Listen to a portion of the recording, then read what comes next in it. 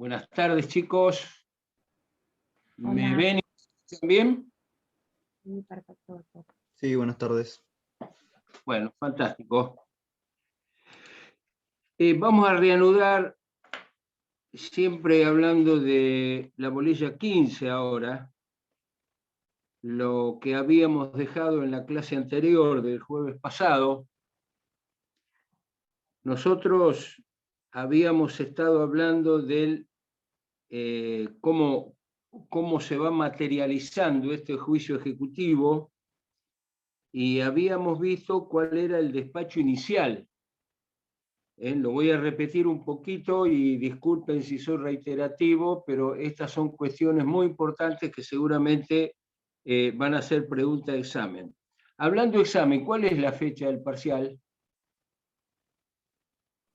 La fecha que dice en planilla que dio la facultad es el día 8.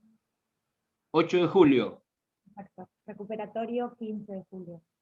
Bien, perfecto. Bueno, entonces, como decía, habíamos estado hablando de las diferencias sustanciales que había en el primer despacho con relación a lo que es este juicio ejecutivo y lo que era el proceso de conocimiento. Yo les había dicho que en el proceso de conocimiento lo que había primero era un estudio de la demanda, un análisis de la demanda, y finalmente se corría un traslado de la demanda. El primer despacho decía algo así como por presentado parte, por constituido el domicilio, por abonada la tasa de justicia, cumplido con los recaudos de la ley de aportes previsionales, y después decía de la demanda instaurada o de la demanda promovida, córrase traslado al demandado por el plazo de 10 días, a quien se cita y emplaza para que comparezca estará derecho. De modo que en el proceso de conocimiento lo que había por parte del juez era una citación. Se lo citaba al demandado para que viniera, que esté a derecho y darle la oportunidad de poder contestar la demanda. En el caso del proceso ejecutivo, habíamos visto que era absolutamente distinto. Partiendo del punto de lo que es una demanda ejecutiva, que voy a reiterar, es muy breve, es muy corta, porque falta justamente el rubro, el desarrollo del rubro que en una demanda de un proceso de conocimiento suele ser muy extenso, que es el rubro hechos y antecedentes. Porque en un proceso de conocimiento tenemos que relatar de la manera más detallada y puntillosa posible qué es lo que pasó, de acuerdo a nuestro punto de vista. Y luego la posibilidad de ofrecer una enorme cantidad de pruebas, tanto por parte del actor como por parte del demandado. Les había dicho que la demanda ejecutiva es muy breve, es muy cortita, tiene que ser muy breve pero muy concreta. ¿Por qué era eso? Y bueno, porque esa demanda estaba fundada, sostenida en un título que aparentemente o a primera vista tiene certeza de ejecución. De modo entonces que hay un derecho que está prácticamente probado, si bien va a ser objeto de alguna posibilidad de defensa muy acotada, pero en principio es un derecho casi probado, prima facie probado. Razón por la cual, a diferencia del proceso de conocimiento, el juez no cita a nadie, simplemente lo intima. Y esa intimación no se hacía a través de una cédula, como cuando corríamos traslado de la demanda, se hacía a través de un mandamiento. Y un mandamiento es precisamente una manda judicial. Y no se hace a través del oficial notificador, sino que se hacía a través del oficial de justicia, que también es un auxiliar del juez con algunas facultades más que el oficial notificador. De hecho, el oficial de justicia está autorizado para trabar embargo, cosa que el oficial notificador no puede hacer. Bueno, entonces habíamos hablado ya de todo esto y habíamos hablado también de la posibilidad de ampliar la ejecución antes o después de la sentencia, es decir, durante el proceso y con posterioridad al dictado de sentencia, cosa que también es muy novedoso porque hasta ahora en los procesos de conocimiento es imposible. habíamos dicho cómo se hacía o cómo se diligenciaba este mandamiento. Y entonces dijimos también que el oficial de justicia se presentaba en el domicilio del deudor y lo intimaba para que le pague en el acto la cantidad que reclama el ejecutante, con más una suma que estaba provisoriamente determinada por el juez para responder por intereses y costa del juicio, que más o menos se calcula entre un 30 y 40%. Yo les había dicho que en una ejecución de 100.000 pesos, lo que intima el juez es que pague los 100.000 pesos más 30 o 35 o 38.000 pesos, que es lo que se calcula en concepto de costa del juicio. Calculen que en de honorarios nada más hay un 20%. Súmenle a eso los aportes, súmenle la tasa de justicia, la sobretasa de justicia, algún diligenciamiento de oficio, y estamos más o menos entre el 30 y el 40%. También les había dicho que en defecto de pago, si el demandado no le pagaba al oficial de justicia, si le paga, el oficial de justicia le hace un recibo y dentro de las 24 horas deposita el importe a la orden del juez, y ahí termina el juicio. En la mayoría de los casos, le diría, por no decir en todos, no lo pagan. En consecuencia, ante la falta de pago, les había comentado también que queda expedita la vía de las medidas cautelares. Y de medidas cautelares podríamos hablar de un embargo, o en caso de que no se le conozcan bienes al demandado, lo que podríamos pedir era una inhibición general de bienes. Tenemos que demostrarle al juez que el demandado no tiene bienes conocidos, al menos, o que los bienes conocidos son insuficientes, y en consecuencia pedíamos una inhibición general de bienes, que seguramente ustedes ya la habrán visto en la bolilla de las medidas cautelares. El embargo, también les dije que podía ser un embargo sobre bienes muebles que se hacía directamente en la casa del deudor, con respecto a los bienes que tenía ahí, que podía ser un equipo de música, un televisor de 60 pulgadas, una obra de arte, en fin, aquello que el oficial de justicia considere que reúne el valor necesario como para responder por la suma que se le reclama. También les había dicho que de pronto es como que podíamos no embargar bienes muebles. Y entonces lo que podíamos hacer era embargar bienes inmuebles, una propiedad, o bienes muebles registrables, como podría ser, por ejemplo, un automotor. Y que en ese caso el embargo no se hacía en el mismo mandamiento de intimación de pago, sino que el embargo se hacía a través del libramiento de un oficio, ya sea al registro de la propiedad mueble o al registro automotor que corresponda. De manera entonces que ese mandamiento podía llamarse mandamiento de intimación de pago, embargo y citación de venta, cuando trabajamos embargos sobre bienes en la propiedad o en la empresa del deudor. Pero si habíamos trabado un embargo mediante un oficio, ese mandamiento va a ser un mandamiento de intimación de pago y citación de venta. Con respecto a las medidas cautelares, quiero que quede claro que así como el juicio ejecutivo trae aparejada la posibilidad de pedir un embargo, y en el 99% de los casos el juez la va a conceder porque así lo dice el código, también puede ser que no pida un embargo.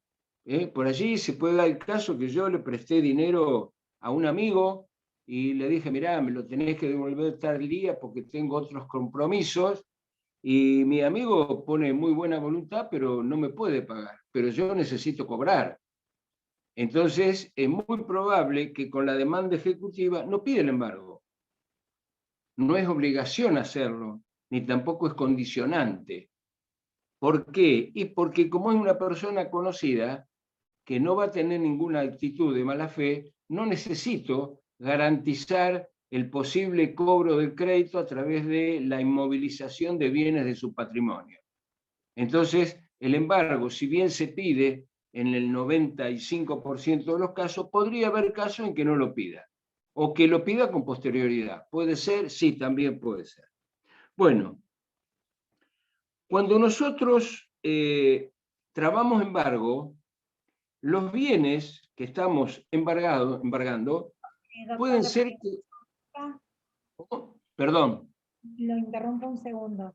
Usted dice que los bienes, el embargo se puede pedir posteriormente. Lo puedo pedir una vez que haya librado el mandamiento, pero si notifico al acreedor, ese se puede, al deudor, perdón. Por eso digo, exacto, ¿No? por eso digo que puedo, no es condición de la procedencia del juicio ejecutivo que la demanda tenga la solicitud de una medida cautelar.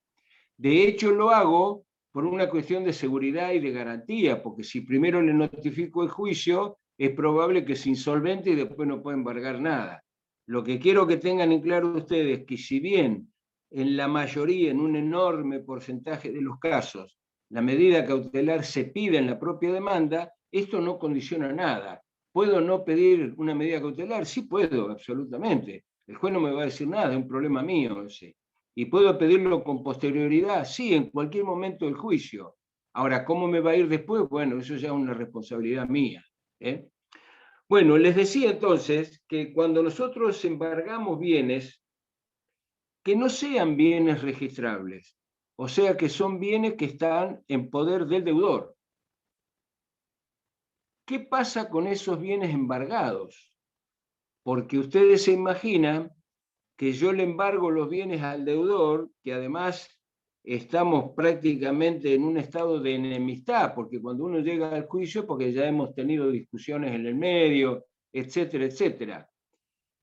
Trabar embargo y no garantizarme de alguna manera que esos bienes van a continuar en el patrimonio del deudor, no me sirve. Entonces, lo que se hace es, regla número 1, ¿en poder de quién quedan los bienes? Bueno, en la mayoría de los casos quedan en poder del propio deudor. Lo que sí va a hacer el oficial de justicia es, en el mandamiento, lo que va a hacer es una lista indicando cada uno de los bienes embargados e identificándolos con toda precisión.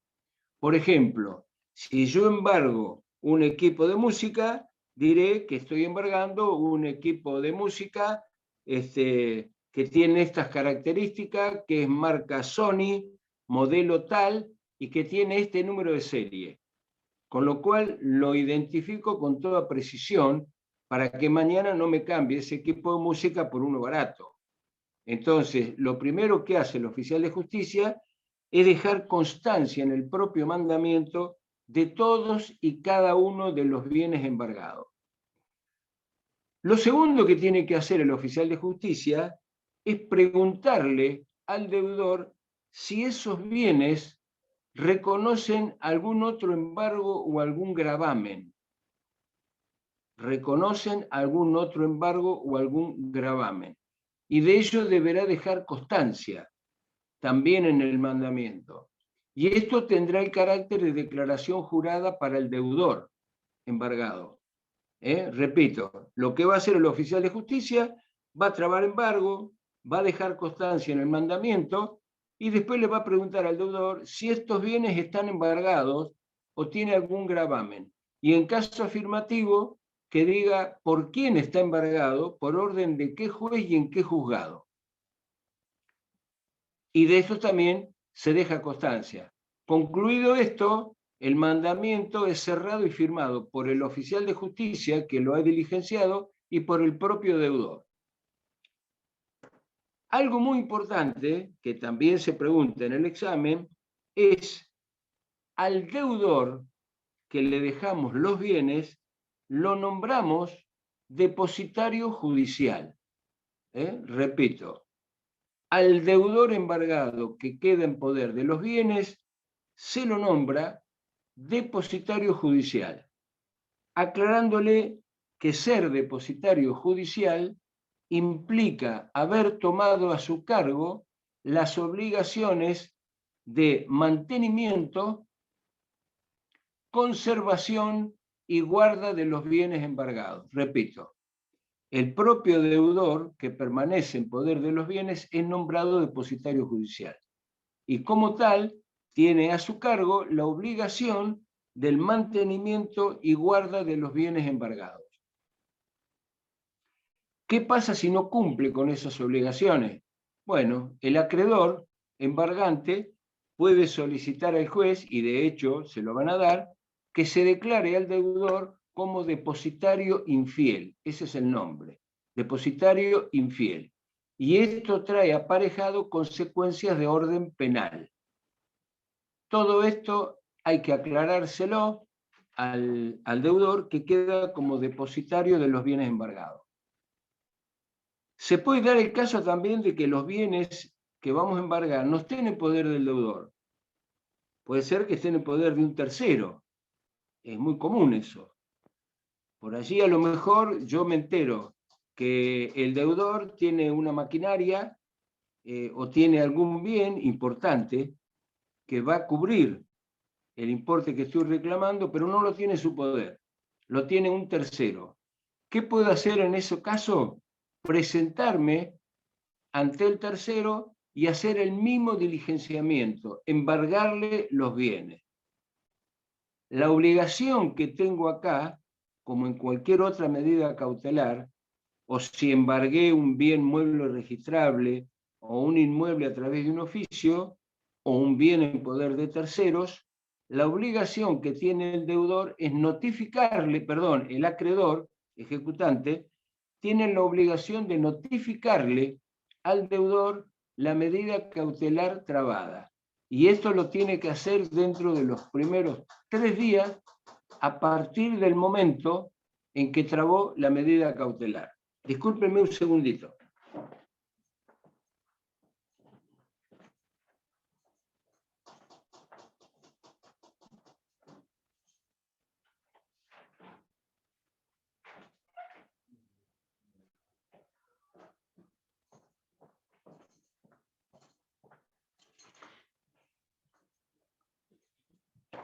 Bueno, seguimos. Perdón por la interrupción. Entonces, depositario judicial. ¿Los bienes embargados siempre se dejan en poder del deudor? No siempre. Y les voy a dar un ejemplo bien práctico, bien concreto, para que entiendan cuál es la diferencia y cuándo puede ocurrir este fenómeno procesal que se llama embargo y secuestro de bienes. Las dos cosas. Embargo y secuestro de bienes.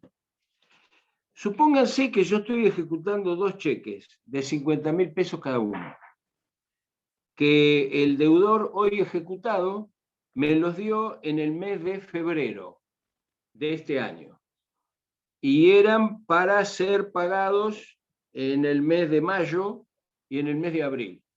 Y en el mes de mayo y en el mes de abril no los pagó, porque yo los deposité en el banco y el banco me los devuelve. Pero hay muchas circunstancias. Por ejemplo, el banco me lo puede devolver diciendo que el cheque se rechaza por falta de fondos suficientes. Entonces, como el cheque es una orden de pago y el banco no va a poner plata en su bolsillo, salvo que tenga autorizado un descubierto, el banco ¿qué hace? Lo devuelve. ¿Y qué me dice? El señor que le dio este cheque no depositó fondos suficientes, por lo tanto no lo pago. Ese es un caso. Pero imagínense que en la misma operación, también con 2 cheques de 50.000 pesos cada uno, que también me lo dio en el mes de enero, también para pagar en el mes de abril y en el mes de mayo, el banco me lo devuelve y me dice que lo rechaza por cuenta cerrada en el mes de noviembre del año 2020. El caso es el mismo. Son 2 cheques que fueron rechazados por el mismo banco, por el mismo importe, que fueron librados en la misma fecha y donde el vencimiento eran exactamente iguales. Pero acá hay un detalle. En el primer caso está todo bien, pero en el segundo caso, este último, significa que el deudor me dio cheques en el mes de enero sabiendo que su cuenta había sido cerrada en el mes de noviembre. Eso es un acto de mala fe, es una estafa. Entonces, independientemente de la causa penal que podría iniciar o no, sí le puedo decir al juez, y surge del mismo cheque, señor juez, fíjese, la fecha de libramiento de este cheque es del día 14 de enero, de los dos. La fecha de pago, uno es para el mes de abril, otro es para el mes de mayo, pero fíjese que los dos fueron rechazados por cuenta cerrada. Y en ambos casos la cuenta fue cerrada en el mes de noviembre. De modo tal que acá hubo un acto de mala fe y pido que a este sujeto se lo califique como procesalmente peligroso, porque esa es la realidad. Una persona que libra cheques sabiendo que tiene la cuenta cerrada, porque si abre la cuenta de nuevo le van a dar otro cheque, de modo tal que esto es un acto de mala fe.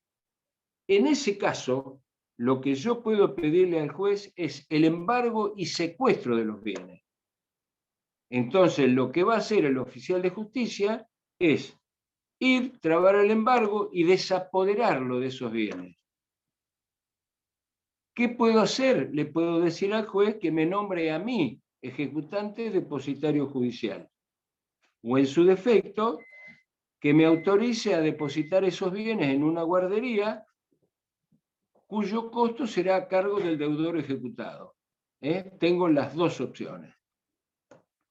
Otro caso que también contempla el código para el tema del embargo es cuando yo estoy embargando bienes que son perecederos a corto plazo o bienes de muy difícil o imposible conservación. Entonces, en un caso o en otro, si es de muy difícil conservación, esto evidentemente me va a implicar un costo de conservación. Y el otro caso es cuando los bienes son perecederos. Les doy un ejemplo. Supónganse que la persona que me dio los cheques tiene un puesto en el mercado de abasto. Y lo único que tiene es lo que está a la vista. Y cuando voy al mercado de abasto con el oficial de justicia, lo único que le puedo embargar son 2.000 cajones de tomate, 1.000 cajones de manzana y no sé, y 200 cachos de banana. No tengo otra cosa para embargar. Pero también sé que después de una semana lo que voy a tener son 2.000 cajones de tomate echados a perder. Y también voy a tener 1.000 cachos de manzana que ya no sirven más porque están súper maduras. Entonces, poner eso en una cámara es de alto costo.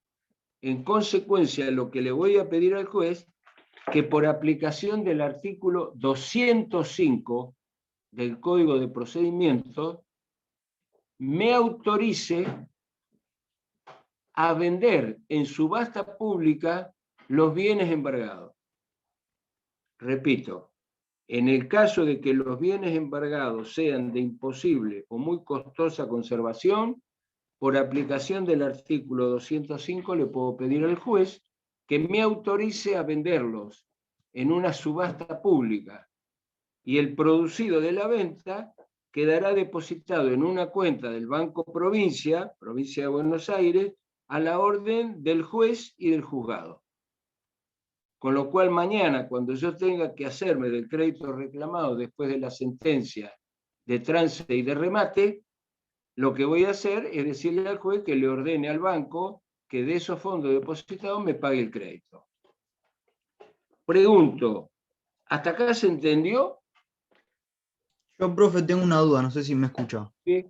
En el caso de, por ejemplo, del deudor que es depositario de los bienes embargados y que, por Sí. ejemplo, los vende o, por ejemplo, los regala, ¿también sería el caso de que se pueda declararla como depositario infiel? No me quedó claro Sí, si sí, también. absolutamente. Bien, No, es que ese es justamente el ese es el caso. caso. Claro, está bien. A ver, por eso lo repito de nuevo. Lo usual, lo corriente, es que los bienes embargados queden en poder del deudor. Pero esto por una cuestión práctica, nada más. Si yo, como dije, le demuestro al juez que es un sujeto procesalmente peligroso, le voy a pedir que los bienes o me permita a mí ser depositario judicial para conservarlos, o en su caso que me permita concretar o contratar un guardamuebles y dejarlos depositados ahí.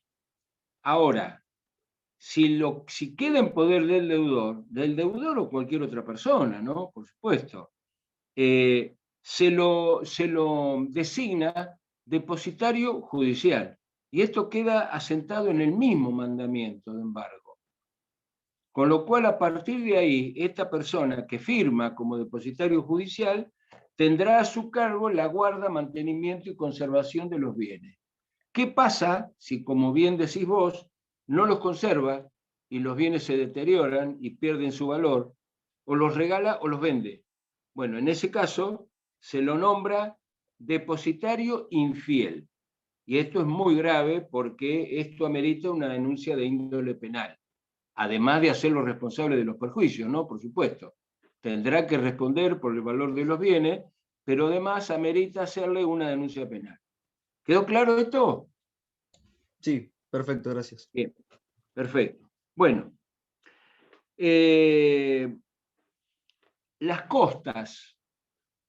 Aunque el deudor intimado al pago por el oficial de justicia pague en el mismo momento, las costas van a ser a su cargo. ¿Por qué? Y porque dio lugar al juicio. Evidentemente ha sido renuente, cada uno sabe cuáles son sus obligaciones. Y si yo firmo un documento o doy un cheque o tengo un compromiso de pago que reúne las características de título ejecutivo, y esto es firmado de mi puño y letra ante un escribano o reconocida la firma ante el juez, no puedo desconocer que tengo que pagar. En consecuencia, aunque le pague al oficial de justicia en el momento que me intima en ese mandamiento, las costas son a cargo del deudor, que es el deudor remiso, porque en realidad es él quien dio lugar al juicio. Si hubiera pagado en su momento, el ejecutante no va a promover ningún juicio. Así que ese punto, costas entonces es clarito, a cargo del deudor.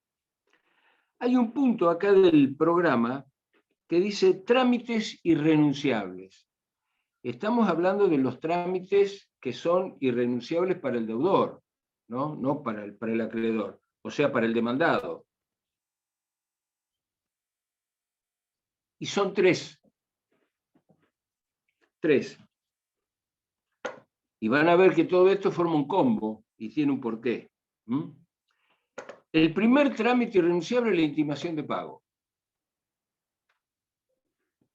El segundo trámite irrenunciable es la posibilidad de presentarse o poner excepciones.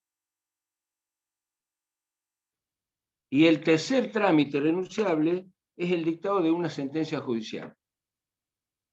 Esto que así suelto no parece nada, si lo juntamos, estamos hablando de que cualquier persona tiene derecho a que se lo intime a pagar. Cualquier persona tiene derecho a defenderse a través de las excepciones. Y cualquier persona tiene derecho a tener por válida no un reclamo del acreedor, sino una sentencia judicial.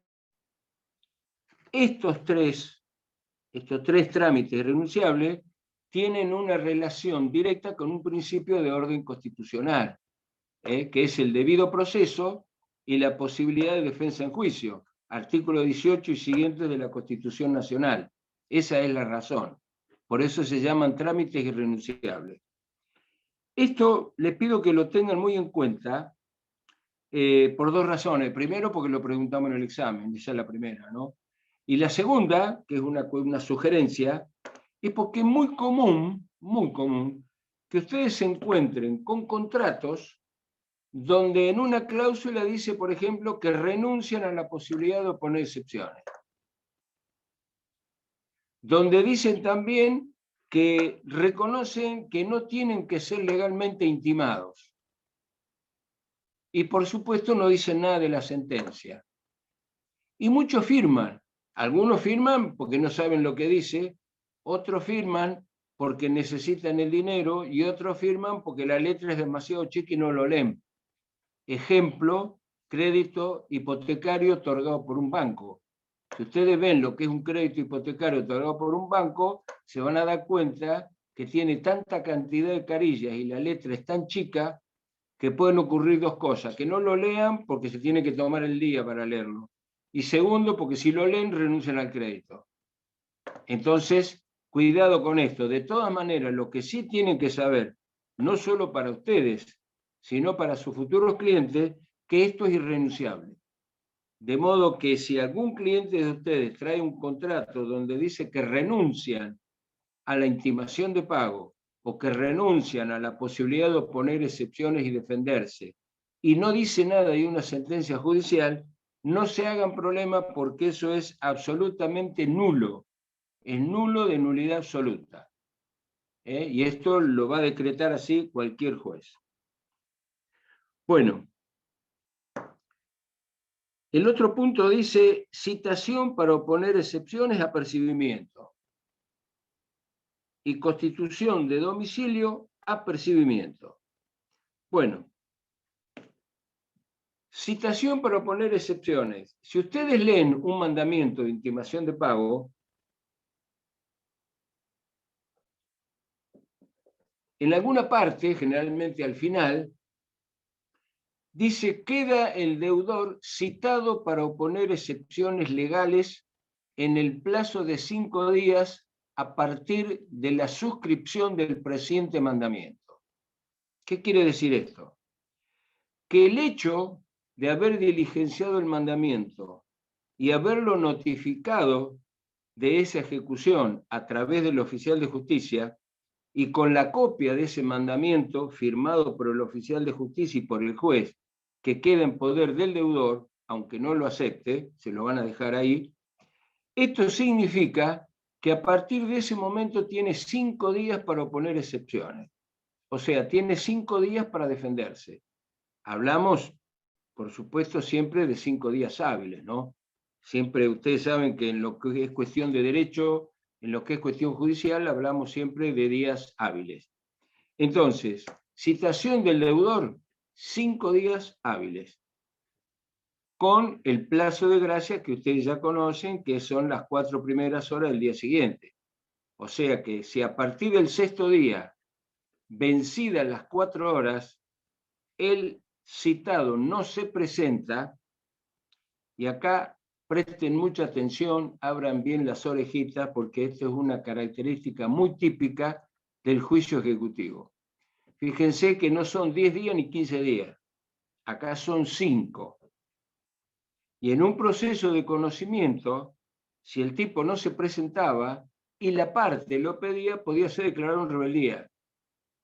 Pero recuerden, porque este punto lo vimos, que un proceso de conocimiento aún en rebeldía seguía el proceso.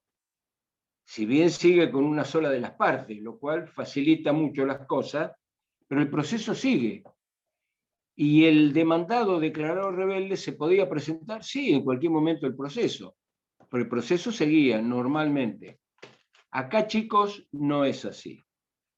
Si pasados los 5 días más el plazo de gracia, el demandado no se presenta o se presenta y no pone excepciones, lo que ocurre es que el juez sin más trámite dicta sentencia. Repito, el juez sin más trámite dicta sentencia ordenando llevar adelante la ejecución. Y ahí se acabó. El demandado no puede hacer más nada después. Entonces, citación para oponer excepciones de percibimientos, y que acabo de decir. A partir del mandamiento y de su diligenciamiento, el deudor queda citado para oponer excepciones de ley, bajo apercibimiento que su incomparecencia hará que se dicte sentencia y se lleve adelante la ejecución. Punto aparte, así de clarito. Esta es una de las diferencias más notables que tenemos entre los procesos de ejecución y los procesos de conocimiento.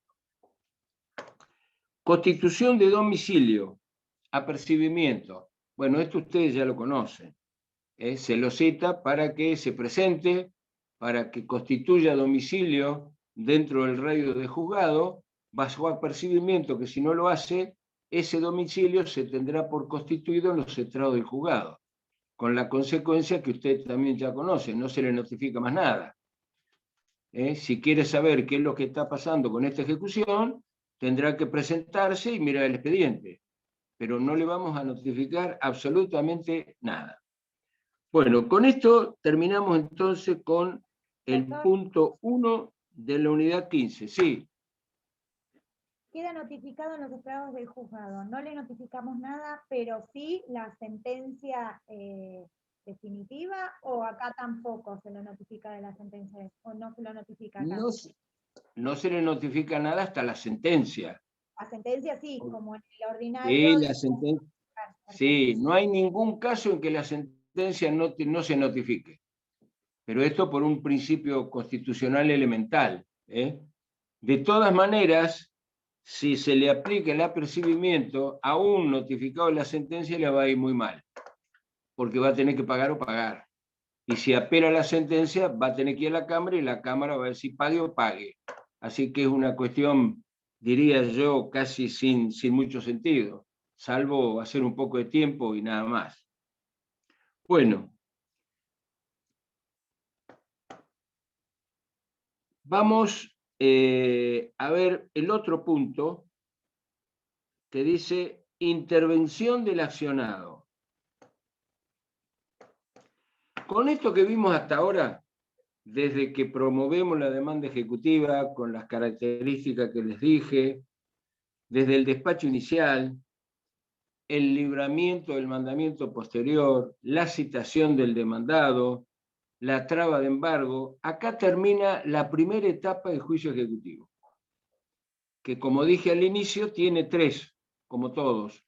Una primera etapa, que es esta etapa introductoria, una segunda etapa, que es la etapa probatoria, y finalmente la tercera, que yo les dije que no se llamaba decisoria, sino que se llamaba la ejecución propiamente dicha, porque en esa etapa es cuando, no cumplida la sentencia, directamente los bienes embargados se rematan y se le paga al acreedor.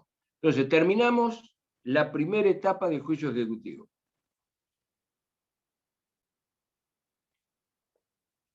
Pregunto, ¿hasta acá hay alguna duda de lo que hemos visto?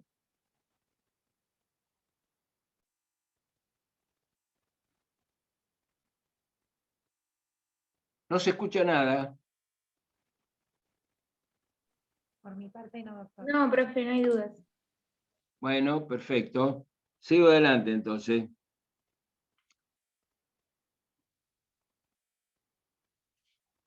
Intervención del accionado. Bueno, esto es un poco repetir lo que acabo de decir. ¿Qué posibilidad tiene el accionado, el ejecutado, una vez que se ha librado y diligenciado el mandamiento de intimación de pago, embargo y citación? Bueno, una de las posibilidades es que no se presente. Si no se presenta es lo mejor que les puede pasar a ustedes, porque vencido el plazo, tienen que hacer un escrito muy cortito, pero muy cortito. Simplemente le tienen que decir, señor juez, habiendo vencido el plazo de 5 días, más las 4 horas de gracia sin que el ejecutado se haya presentado en esta causa, le peticiono que ordene llevar adelante la ejecución sin más trámite. Así de cortito. Y el juez lo que va a decir, siendo exacto lo manifestado por el ejecutante, mándase llevar adelante la ejecución contra el demandado, etcétera, etcétera. Miren las diferencias sustanciales que hay. Entonces, si el deudor no se presenta, se manda a llevar adelante la ejecución sin más trámite. No hay nada que probar.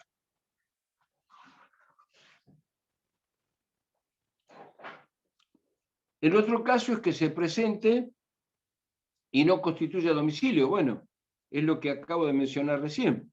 Quedará notificado en los estrados del juzgado de todas las resoluciones. El otro caso es que se presenta, pero cuando se presenta puede constituir domicilio, pero no poner ninguna de las excepciones legales que prevé el artículo 542 del Código. Esa es otra. Ustedes me dirán, ¿esto no ocurre? Sí ocurre. Y les voy a dar un ejemplo bien práctico para que lo tengan presente. Supongan ustedes que lo viene a ver un cliente al estudio y le dicen, doctor o doctora, me llegó esto. Te lo leen y dice, mirá, esto es un mandamiento de intimación de pago. Aparentemente, vos firmaste un documento pagaré y aparentemente no lo pagaste. ¿Lo pagaste? No, no lo pagué. Bueno, ¿qué pensás hacer? ¿Vas a pagar o no? Sí, quiero pagar, quiero pagar. Uno le tiene que decir, mirá, acá vas a tener que pagar. ¿Cuándo? Vamos a ver cuándo. Si vos me decís que podés pagar ahora, lo que yo te aconsejo es que ya nos presentemos y paguemos. En este caso, ¿qué vamos a hacer? Vamos a presentar un escrito, y en el escrito vamos a constituir domicilio, y le vamos a decir, señor juez, no teniendo ninguna excepción legítima que oponer al curso de este proceso, pido que se proceda a la liquidación para poder pagar, y que atento a la brevedad de todo lo actuado, pido que los honorarios se regulen en el mínimo de la escala legal. Entonces lo que hacemos es hacerle ahorrar plata a nuestro cliente, porque quiere pagar. Entonces, ¿qué excepción vamos a poner? Porque si oponemos una excepción, va a seguir el curso de la etapa probatoria y esto va a generar honorarios y va a generar más gastos. Y si el cliente quiere pagar, ¿para qué nos vamos a meter en esa? Entonces, este es un caso donde nos presentamos y no ponemos ninguna excepción. Ese es un caso. Constituimos domicilio y le decimos al juez, ordene practicar liquidación porque no tengo ninguna excepción que oponer. Vendría a ser algo así como un allanamiento, que en el juicio ejecutivo no existe el allanamiento. Existe la posibilidad de presentarse y decirle esto que les acabo de comentar al juez. Habrán notado también que en el juicio ejecutivo no existe la rebeldía, ¿no? Porque si no se presenta, no tengo necesidad de pedir que se declare rebelde, sino lo que le tengo que decir al juez es que inmediatamente dicte sentencia sin ningún otro trámite. Es mucho más seguro y más abreviado. Bueno, entonces, ese es un caso donde el demandado se ha presentado, constituyó domicilio y no ha puesto ninguna excepción. Entonces, en ese caso, el juez lo que va a hacer es, no habiéndose opuesto a excepciones legítimas y solicitando la liquidación, intímase al actor para que en el plazo de 5 días practique la liquidación correspondiente. Y ahí lo que vamos a tener que hacer nosotros, actores, es hacer todos los cálculos y presentar la liquidación, donde después les voy a explicar cómo es, pero brevemente arrancamos por el capital reclamado, eran 100.000 pesos, 100.000 pesos. Intereses, según tasa pasiva o activa del Banco de la Provincia de Buenos Aires, 3% mensual. ¿Cuánto se atrasó? 3 meses, es el 9%. Entonces, intereses, 9%, tanto. Gastos de justicia, tasa de justicia sobre tasa de justicia. Diligenciamiento del mandamiento, tanto de diligenciamiento del mandamiento. Total, esa es la liquidación. La presento y el juez de esa liquidación sí le va a correr traslado al deudor, donde el deudor podrá manifestarse y decir, tengo esta liquidación como aprobada, o me disconformo con esta liquidación porque se ha puesto un interés que no es el que corresponde. Y en definitiva, practicará él, el demandado, la liquidación que cree que corresponde y en definitiva será el juez quien decida. Bueno, sigo.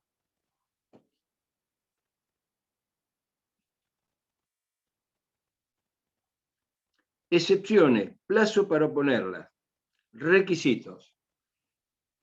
El plazo para oponer excepciones, como dije, es el plazo de 5 días. 5 días a partir de ¿cuándo? 5 días a partir del diligenciamiento del mandamiento. 5 días a partir del diligenciamiento del mandamiento. Por supuesto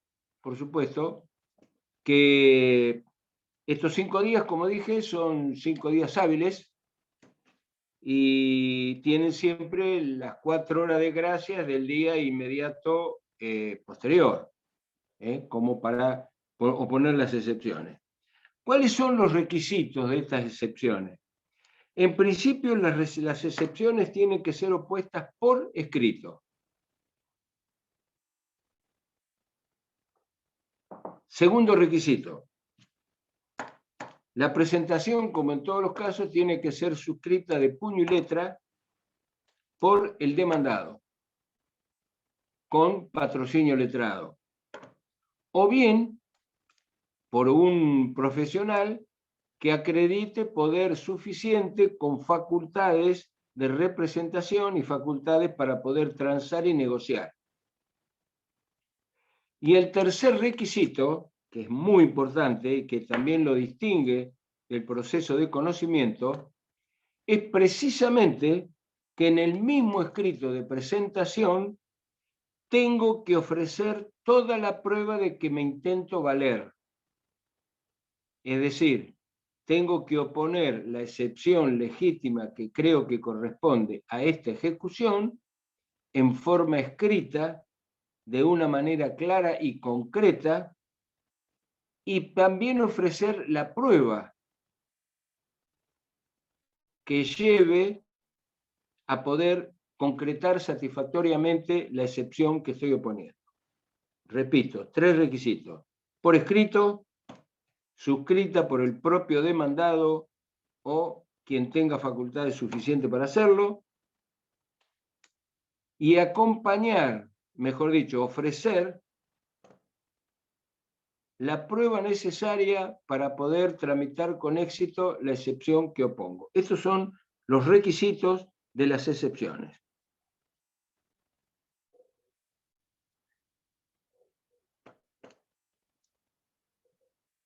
¿Cuáles son las excepciones que se aceptan en el juicio ejecutivo?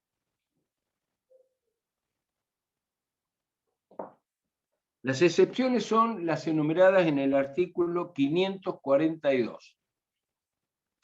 Pregunto, ¿me están escuchando que están todos escondidos en este momento? Sí, profe, se escucha. Listo, perfecto. Bueno, entonces digo, ¿qué les pasa? ¿Por qué no se muestran? ¿Qué se consideran que son feos? ¿Qué pasa? No, profe, usted debe tener de alguna manera, o sea, No, si yo te estoy, pero yo en veo este momento, no, en este momento te pero usted estoy no viendo en este momento. yo veo, en cuadraditos a todos, Está por bien, ahí bueno, listo. tiene configurada la computadora. Listo, me parece bárbaro. En este momento te estoy viendo y a mí no me preocupa, primero porque creo que soy lindo y segundo porque soy el que tengo que dar la clase. Así que lo importante es que me vean ustedes y me escuchen. Pero usted no ve, cuando yo no hablo, ¿usted no ve al resto en unos cuadraditos más chiquitos? Porque yo los veo a todos. No, yo no, pero no importa, no importa. Es porque usted lo Sí, tiene configurado de otra manera, entonces. bueno, no importa, chicos, sigo con el tema. Lo importante es que ustedes me escuchen bien. ¿Eh? Estamos hablando entonces, las excepciones están enumeradas en el artículo 542. Y son incompetencia, falta de personería en el ejecutante o en el ejecutado, litispendencia,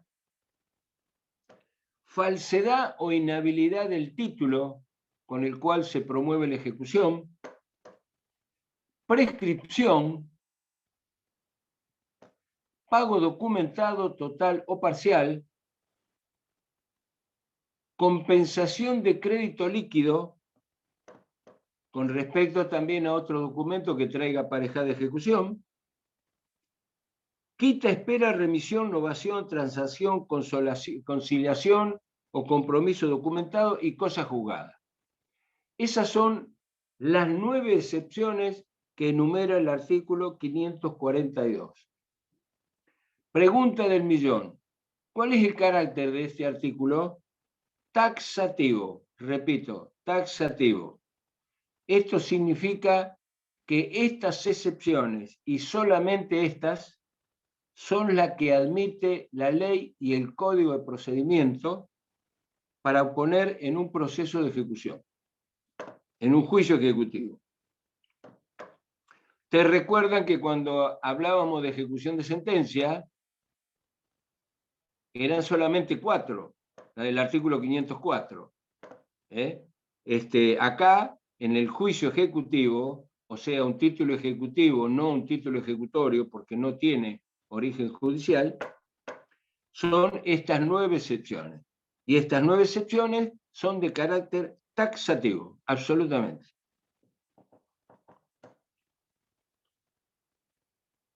Bueno, la primera de ellas, incompetencia. Incompetencia. Ustedes ya saben de qué se trata, ¿no? Han iniciado o promovido una ejecución en un juez que yo, demandado, considero incompetente. Qué sé yo, un documento pagaré que firmamos en la Ciudad Azul, donde tiene un domicilio de pago de la Ciudad Azul, entonces yo me presento y digo, señor juez, usted es incompetente. El que es incompetente es el juez del Departamento Judicial de Azul. La medida cautelar trabada sigue con los mismos efectos, absolutamente. Si me trabaron un embargo, el embargo sigue vigente. El tema es el siguiente, esto lo va a resolver el juez, porque si yo hice un documento en la Ciudad Azul y puse como domicilio de pago en la Ciudad Azul, pero vivo acá en Mar del Plata y el ejecutante me promueve la ejecución acá en Mar del Plata, es probable que esta ejecución de incompetencia me la rechacen, porque en realidad sería una excepción meramente dilatoria, porque el efecto es todo lo contrario, es como decir, mire, escúcheme, mi amigo, en realidad no es que usted tenga que ir a pagar Azul, o tenga que viajar a Azul para poner alguna excepción. Mire, el ejecutante se ha tomado el trabajo de venir y de ejecutarlo acá en el Departamento Judicial Mar del Plata, donde usted vive. Así que el pago, la defensa, le va a ser mucho más sencilla si lo hace acá en Mar del Plata, que es su lugar de residencia habitual. Pero en todo caso, esta excepción de incompetencia no escapa a las que ustedes ya conocen. En todo caso, lo que habría que hacer es remitir el expediente al juez que se tenga por competente, con las posibles implicaciones que eso traiga, que no viene al caso. Si tenemos por ahí un conflicto de competencia, positivo o negativo, eso es otra cosa. Estamos hablando de la excepción de incompetencia por las vías que ustedes ya conocen, la declinatoria o la inhibitoria. O me presento ante el juez que yo considero competente, o me presento al juez que ha ordenado el libramiento del mandamiento de intimación de pago y le pido que se declare incompetente. Cualquiera de los casos es igual. El resultado final es el mismo. Si la excepción de incompetencia procede, lo que se va a hacer es remitir el expediente al juez competente. Así que esto no ofrece mayormente ninguna dificultad. La segunda excepción, falta de personería en el ejecutante, en el ejecutado o en sus representantes. ¿De qué se trata esto? Acá estamos hablando de la falta de personería, pero también esto implica la falta de legitimación. La falta de personería es cuando alguien que no tiene capacidad para estar en juicio se presenta. Entonces, ahí lo que tendríamos sería justamente la excepción de falta de personería, sea en el ejecutante o en el ejecutado. Por ahí estoy ejecutando un menor, o el que se está presentando como ejecutante es menor. Esto sería una falta de personería, pero por no tener capacidad civil para estar en juicio. La otra sería algún defecto que pudiera tener en el poder que está presentando el letrado que se declara como representante. Porque por ahí tiene a lo mejor ese poder, es un poder, pero que lo autoriza a presentarse en cuestiones meramente administrativas y no judiciales. Acá también sería una excepción de falta de personería. Pero también se puede dar el caso de que me estén ejecutando a mí y yo no soy el que debe ser ejecutado. Porque a lo mejor lo están ejecutando a Eduardo Bruno, pero ¿saben qué? Debe haber, no digo millones, pero varios Eduardo Bruno. Y ni les cuento si el ejecutado es Jorge García, José Fernández. Entonces, ¿cuál es la excepción? Esta. Señor juez, yo no soy el legitimado, porque fíjese que quien firmó este documento o quien libró este cheque se llama igual que yo, vive en la ciudad de Mar del Plata, pero tiene otro documento. Esa es una excepción de falta de legitimación pasiva. O bien, señor juez, quien me está ejecutando no está legitimado para hacerlo.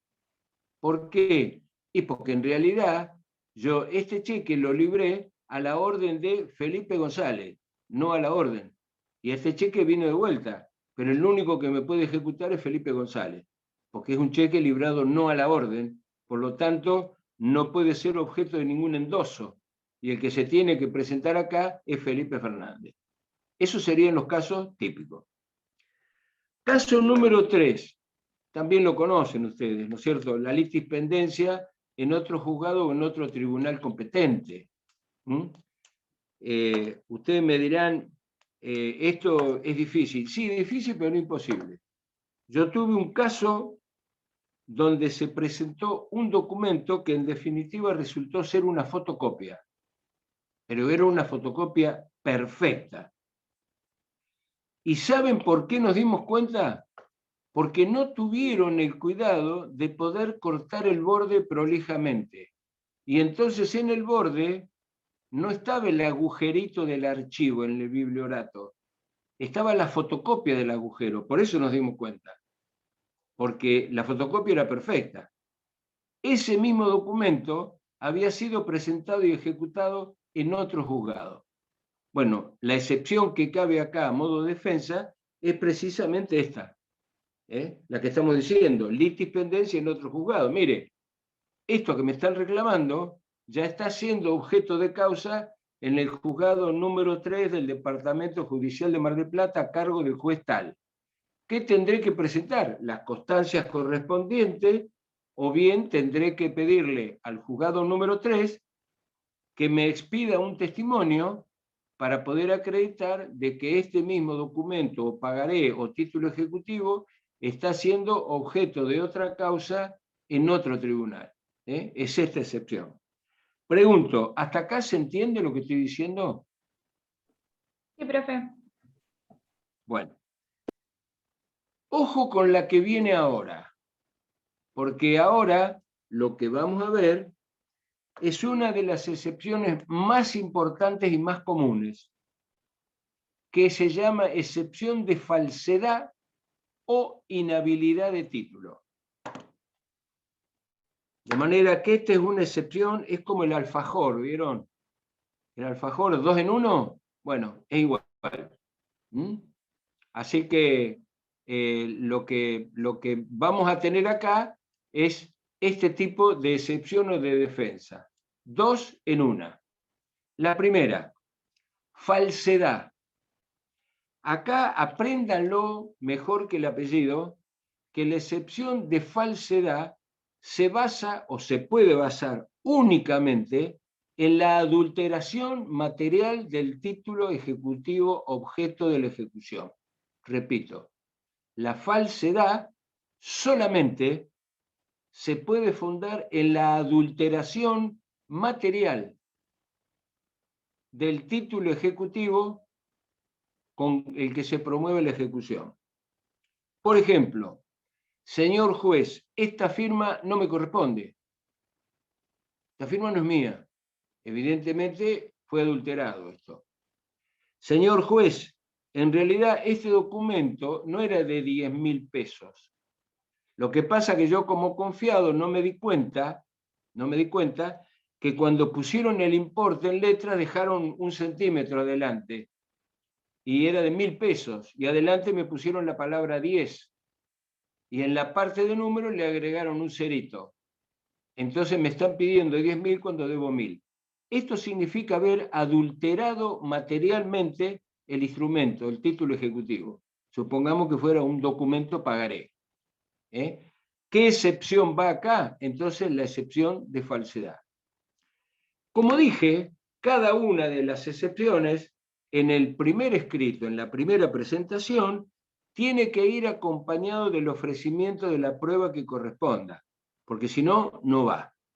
Entonces, si yo estoy diciendo, este título no era de 10.000, era de 1.000, la firma no me corresponde, ¿qué prueba voy a ofrecer?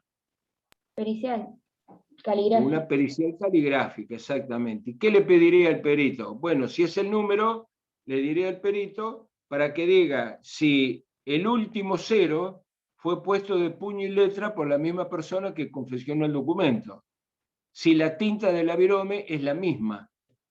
Si la palabra 10 que agregaron antes de 1000 se condice con el resto del texto del documento y es de puño y letra de la misma persona.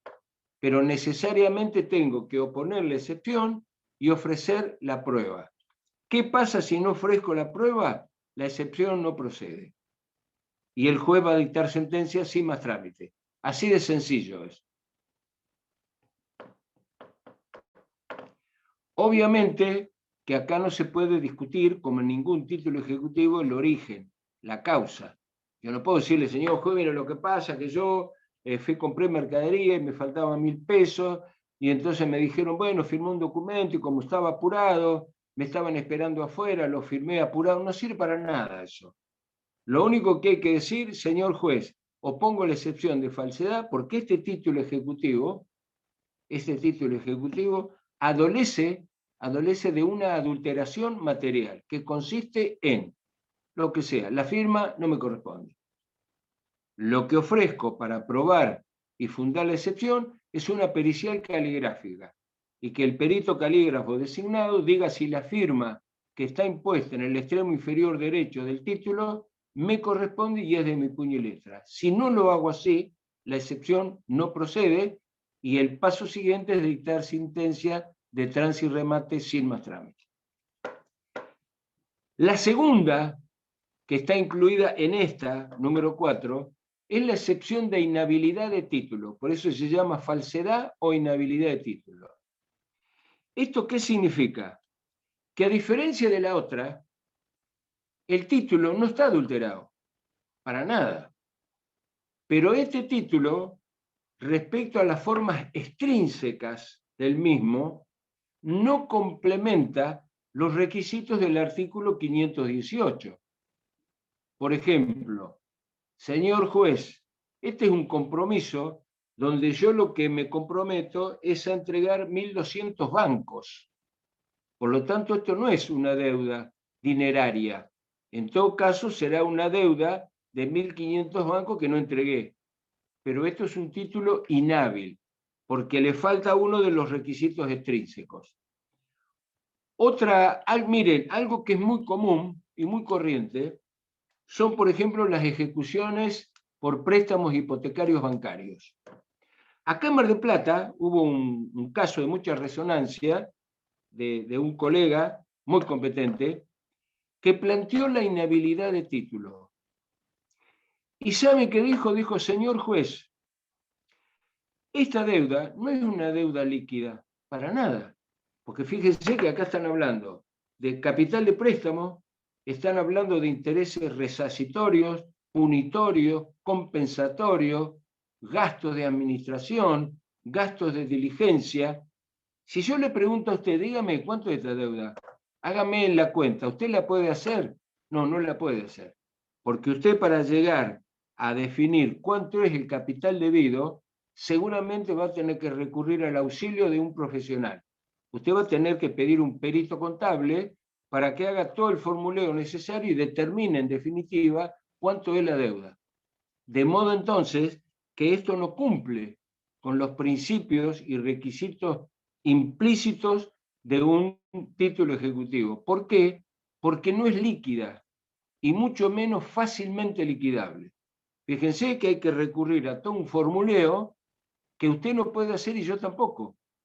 Entonces, esto además de que no es deuda líquida, tampoco es fácilmente liquidable. Es decir, le está faltando uno de los elementos típicos que requiere el título ejecutivo.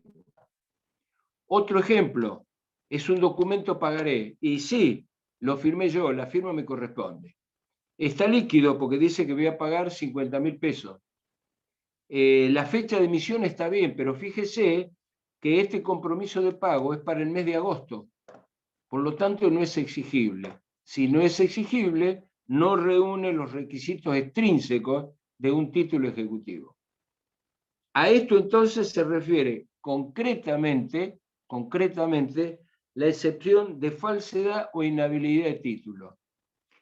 Va de suyo que esta segunda excepción de inhabilidad de título, en la generalidad de los casos, no requiere de ninguna prueba, porque surge del mismo título. Si yo le estoy diciendo esto no es exigible, el juez mira la fecha y tiene razón. Este documento pagaré vence el mes de agosto y va a rechazar la ejecución. Va a aceptar la excepción de inhabilidad de título y va a rechazar la ejecución. ¿Mm? Bueno. Pasamos a la número 5.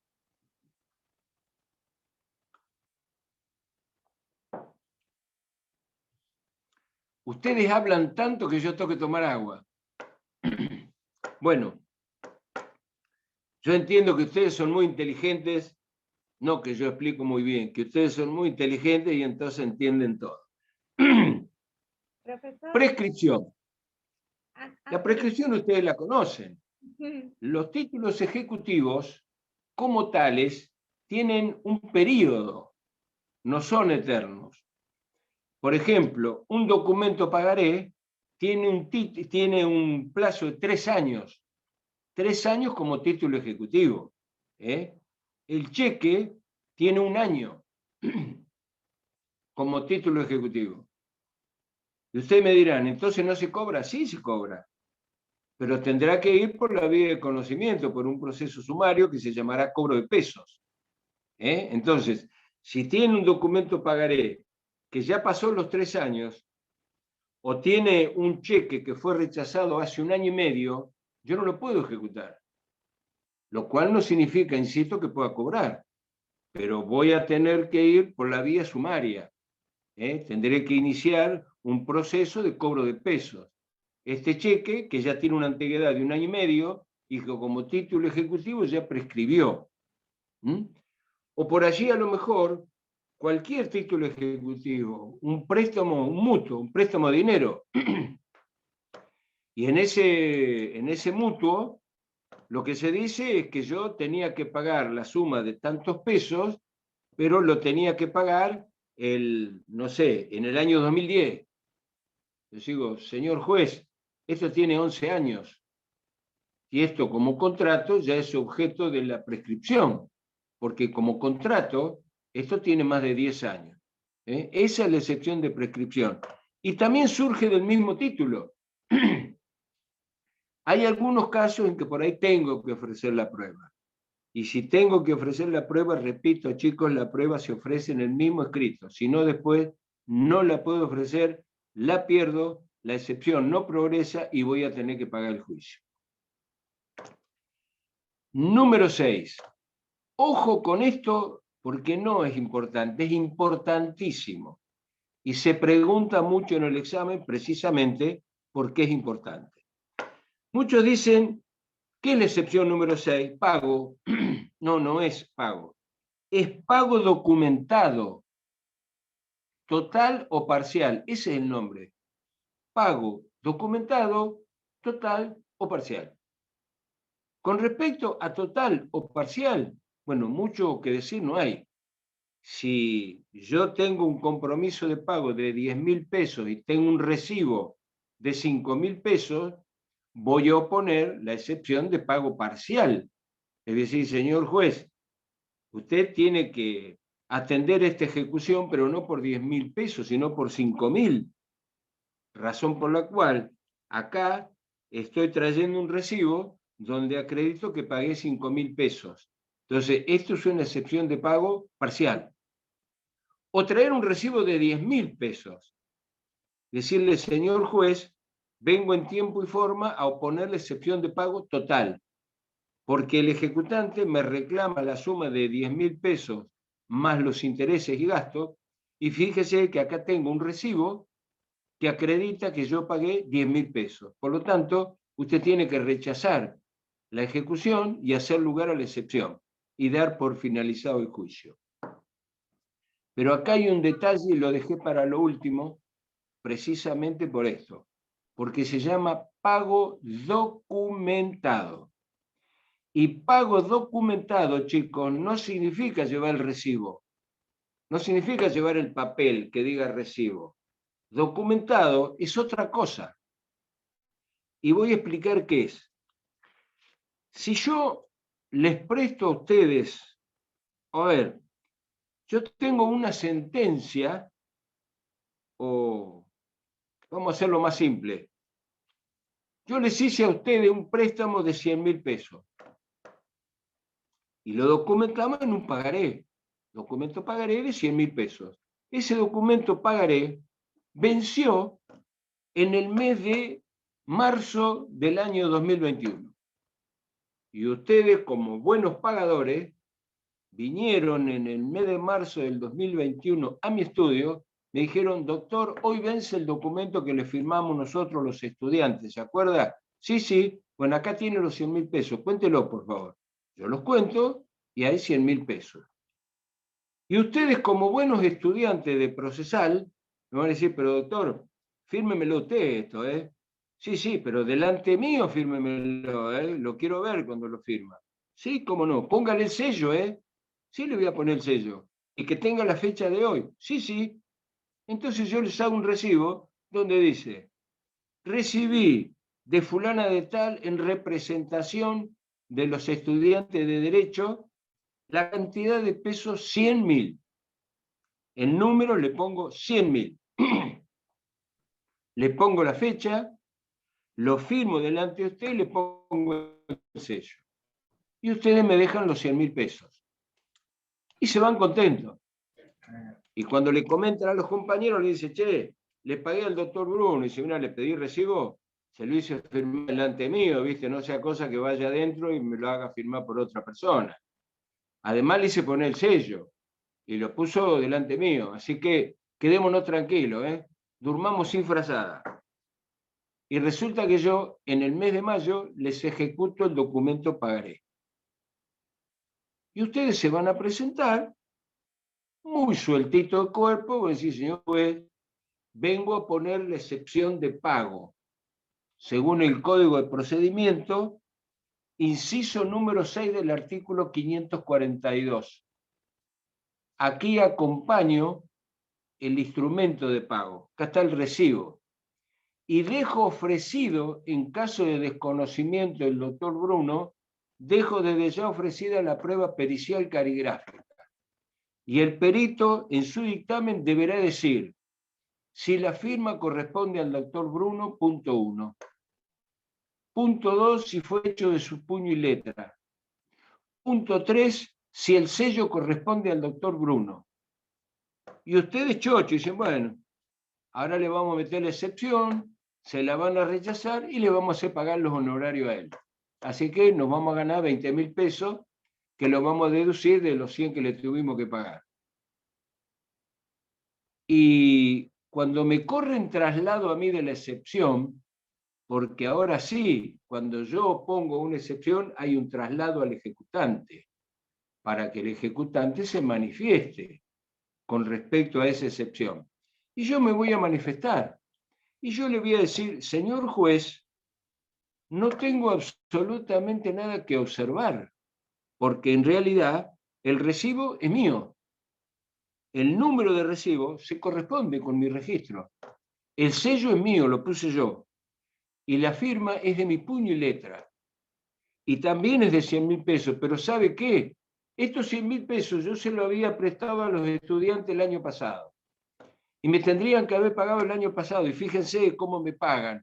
Me pagaron un año después y encima ahora se quieren defender. Y no les cobré un peso de interés. Por lo tanto, desconozco este recibo. ¿Y quieren que les diga algo? Ustedes pagan de vuelta. No tengan la menor duda de lo que les digo. ¿Sabe por qué? Porque es un pago total, pero no es documentado. Porque como dije al inicio, documentado no significa que traigan el papelito, el recibo, materialmente hablando. Documentado significa que en ese recibo yo tendría que haber puesto, recibí de fulano de tal en representación de los estudiantes de la Facultad de Derecho de Mar del Plata, la suma de 100.000 pesos en concepto de pago total del documento pagaré emitido con fecha tal cuyo vencimiento por dicho importe operó el día 13 de marzo del año 2021. Entonces sí sirve, porque se trata de un pago total, pero documentado. Con lo cual, documentado quiere decir que tiene que estar debidamente imputado. Y cuando digo imputado, quiero decir, ese pago tiene que estar afectado exactamente al título ejecutivo que se está ejecutando y que ustedes ya pagaron. Si no, lo pagan de vuelta. Si estoy pagando una sentencia, tendré que poner en concepto de pago total, efectivo y cancelatorio de la sentencia de fecha tal dictada en los autos caratulados fulano con fulano, expediente número tal, de trámite ante el juzgado número 6 del Departamento Judicial de Mar del Plata. Dicho de otra forma, chicos, el pago documentado significa que tiene que estar imputado exactamente al título que se está ejecutando y no tiene que dejar lugar a duda. Tiene que estar hecho con total y absoluta precisión. Si no, como excepción no sirve. Por supuesto, emanado directamente del acreedor que está reclamando el pago o de la persona especialmente autorizado. Porque yo puedo ir a hacer el pago, por ejemplo, a una empresa y seguramente el dueño de la empresa no me va a hacer el recibo.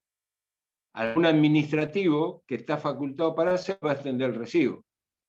Entonces, el recibo tiene que estar hecho por el mismo acreedor o la persona debidamente autorizada y tiene que estar imputado exactamente y con toda precisión al título ejecutivo por el cual se promovió esta ejecución, en la cual estoy oponiendo la excepción de pago documentado, total o parcial. Si no, pagan 2 veces. Hay un dicho en derecho que dice el que paga mal paga 2 veces. Bueno, ustedes pagaron mal porque no pidieron el recibo como se debería haber hecho. Bueno, pregunto, ¿hay alguna duda? Yo, profe, tengo una duda con respecto al ejemplo, capaz que no va tanto con el tema, pero te consulto igual. En el caso, por ejemplo, de que del primer ejemplo, del pago mal hecho, el Sí, recibo simple, por así decirlo, ¿hay alguna sí. posibilidad de, por ejemplo, en un juicio sumario, o sea, simplemente con ese recibo iniciar un juicio, por ejemplo, por enriquecimiento sin No, causa? sí se puede, pero sí, pero en el juicio sumario, que es un proceso de conocimiento, vos podés echar mano a un montón de pruebas. Claro, claro. Por ejemplo, una prueba testimonial, donde que diga el testigo a ver qué fecha le pagué, si fue conmigo a efectuar el pago, quién hizo el Claro. recibo, si cuando me comentó manifestó que no debía más nada porque ya había pagado los materiales que retiré. Puedo pedir una pericia caligráfica, puedo pedir una prueba de informe al banco, puedo hacer un montón de pruebas. Lo que pasa es que en el juicio ejecutivo no tengo otra prueba que no sean las 9 excepciones que estamos viendo ahora. No existe otra prueba. Por eso que esta prueba de pago tiene que reunir todos esos requisitos, porque si no, no me la van a aceptar. ¿Está claro eso? Sí, sí, gracias. Bueno, bueno chicos, gracias Profesor, por la presencia. Vamos a seguir entonces la próxima clase con el tema de Profesor, las excepciones. Cristina le quería preguntar Y algo. sí, decirle, dale. perdón. En el inciso 4, cuando usted habló de falsedad, en el ejemplo que Sí, dio, si no no conocía la firma y se había adulterado el importe, acá dice, sí. si hubiese mediado reconocimiento expreso de la firma, no procederá a la excepción de falsedad. Ahora, es mi Bueno, a firma ver, por ejemplo, no, te doy un ejemplo práctico. Te doy un ejemplo práctico. Una ejecución de alquileres. Sí, Si vos te acordás que el contrato de locación era un título ejecutivo, pero era un título ejecutivo que requería la preparación de la vía ejecutiva. Y en la preparación de la vía ejecutiva, el juez te citó y te dijo, ¿usted es locatario? Sí. ¿Esta es su firma? Sí. Listo, ya está. Ahora no podemos poner la excepción de falsedad. A eso se refiere. O por ahí tenés un instrumento privado que trae aparejada ejecución, que es el inciso 2 del 521, donde dice, con firma certificada ante escribano o reconocida judicialmente. Si en la preparación de la vía ejecutiva te citaron y vos fuiste y dijiste, sí, la firma es mía, es obvio que en este momento no podés oponer la excepción de falsedad, porque la firma es tuya. ¿Se entiende? Sí, ahora sí, perfecto. Me había quedado colgada con el ejemplo El tema es que en el caso que estamos viendo, suponete un instrumento privado que haya tenido reconocimiento de la firma judicial. Acordate que habíamos dicho que el reconocimiento de la firma habilitaba la vía ejecutiva aunque se desconozca el contenido. Distinto es si vos ahora te presentás y vos al juez le decís, la firma es mía, porque en la preparación de la vía ejecutiva yo la reconocí, pero lo que se adulteró es el contenido. Fíjese que donde decía 10.000 le pusieron 100 y le agregaron un 0. Esto es una adulteración material. Por lo tanto, es falsedad. No estoy diciendo que la firma es falsa. Estoy diciendo y ofreciendo a la pericia caligráfica que demuestre que la firma es mía, pero que se adulteró el contenido. Por lo tanto, no son 100.000, sino que son 10.000. ¿Se entiende eso? Sí, ahora sí, perfecto. ¿Sí? ¿No? Bueno, Con el- listo. Entonces nos vemos el próximo jueves y vamos a seguir con el artículo 542. Gracias, profe. Hasta luego. Que tengan un buen fin de. Hasta Buen luego. fin de-